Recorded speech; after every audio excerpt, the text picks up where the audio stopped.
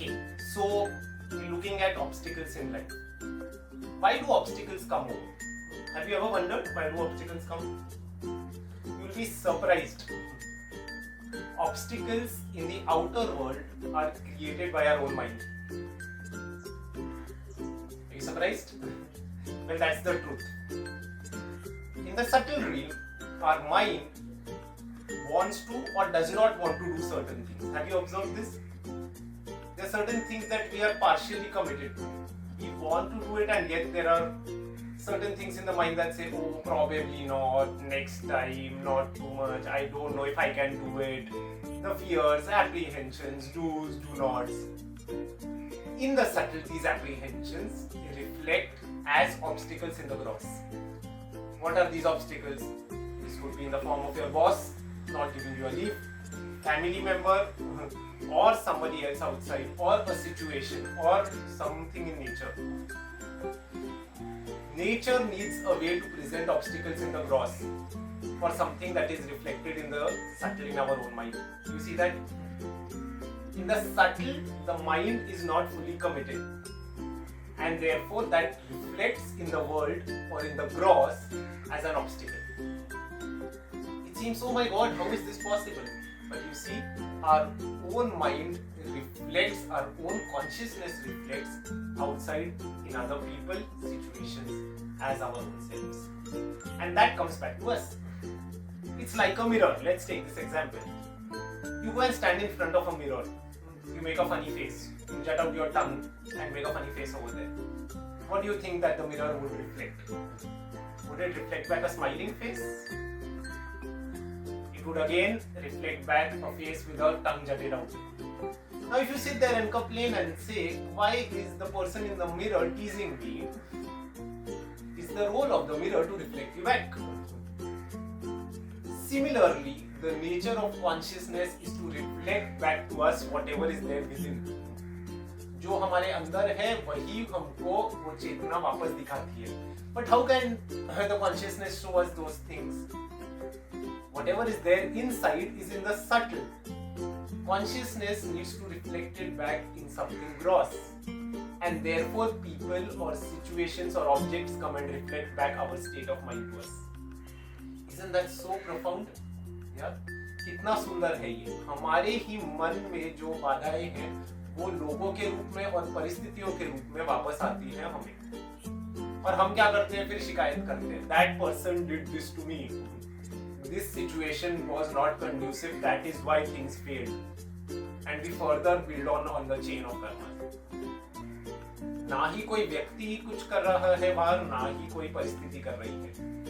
अगर हम इतना जान ले कि ये हमारी ही चेतना है जो वहां जाके उस व्यक्ति में या उस परिस्थिति में आके प्रतिबिंबित हो रही है हमें. It's a reflection of our own state of mind that is reflecting back to a particular person, to a particular situation back to us. We will learn to not complain, number one, and we will learn to take responsibility for our own actions that we do. Anything that does not go well with me, the first reaction that I have is that I tag it onto a person or I tag it to a situation. Don't we do that? कुछ भी सही नहीं हो रहा होता है तो ये व्यक्ति ने ऐसा किया इसीलिए गड़बड़ हुई, ये परिस्थिति ऐसी थी इसीलिए गड़बड़ हुई. Guess what? The switch is here. That's why Gurudev says beautifully is to take responsibility for our own actions. जो हम कर रहे हैं और जो नहीं कर रहे हैं वही बाहर की दुनिया से प्रतिबिंबित होकर हमें वापस आएगा. And end with this beautiful parable. Some of you might have heard about this Yoga Vasishtha. It's a beautiful book. There's a story in the Yoga Vasishtha. It talks about an octopus with 99 heads.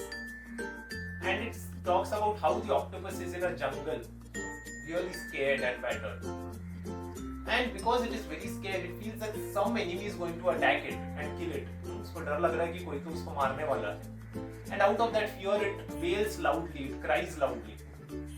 Now, when it cries, the sound of that octopus's wail resonates in the entire jungle. पूरा जंगल हिल उठता है उस आवाज से. And when it echoes back to his own ears, he gets all the more scared. He feels somebody is coming to attack him. And in that state of fear, it flaps all its 99 hands. And when it does that, he causes injury to his own self.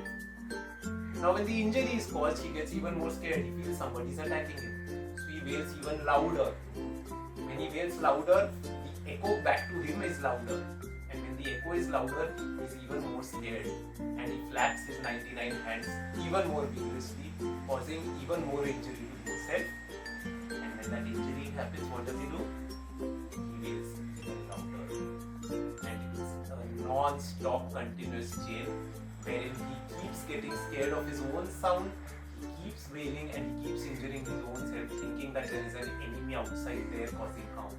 There is no enemy. It's his own inner mind that has created this enemy and giving him this fear and sorrow and pain and the misery. This is exactly what we do in our life. There is nobody out there who is bringing us pain. There is nobody out there who is bringing us misery. There is nobody who is causing an obstacle for us for whatever we want to do. हमारा अगर कोई काम नहीं हो रहा है पूरा, उसके लिए कोई बाहर का रिस्पॉन्सिबल नहीं है. हमको कुछ चाहिए या कुछ करना है, हम वो नहीं कर पा रहे हैं. Somewhere or the other, inside we are either not fully committed to doing it, और कहीं ना कहीं हल्का इंटरेस्ट है, हाँ शायद करना है, शायद नहीं करना है. And that comes in the form of obstacles outside. जब हम पूरी तरह से कमिटेड है कुछ करने के लिए और पूरी तरह से लगना है, मन है और वो करने की प्रतिष्ठा है, तो फिर वो obstacles भी खुद ही हट जाते हैं. They just wither away like nothing, as though they are not there.